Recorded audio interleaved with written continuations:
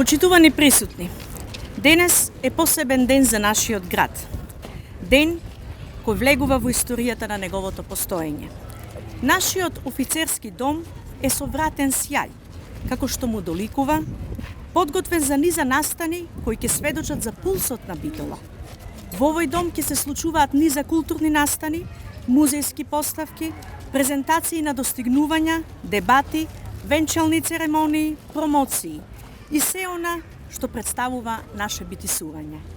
Офицерскиот дом беше реалност на едно време. Децениска носталгија на секој битолчанец, а денес повторно станува функционален дел од културното живење на градот. Не беше лесно, ниту едноставно. Од она време кога јасно кажавме не за негова продажба, до подготвувањето на комплетната документација и апликација од страна на општината, која пред да дојдам јас како градоначалничка беше одбиена. Следуваа измени во истата и нов процес на аплицирање. Потоа, на тоа се надоврза имплементацијата. Во оваа прилика сакам да искажам голема благодарност до Европската Унија и проектот за локална и регионална конкурентност, администриран од Светска банка за финансиската поддршка, како и за сите останати чинители, кои дадоа свој придонес во реализацијата на овој проект.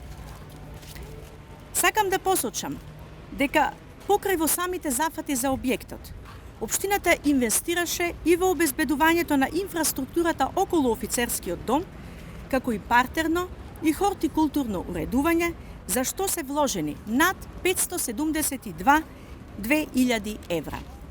Дополнително, за инфраструктурата на улицата Македонска фаланга, за која дел од договорите се склучени, а дел се во постапка на склучување, по целосно обезбедена документација, општината стави на располагање уште над 287.000 евра. Се на се, станува збор за инвестиција над 859.000 евра од буџетот на општина Битола во овој многу значаен дел за нашата општина.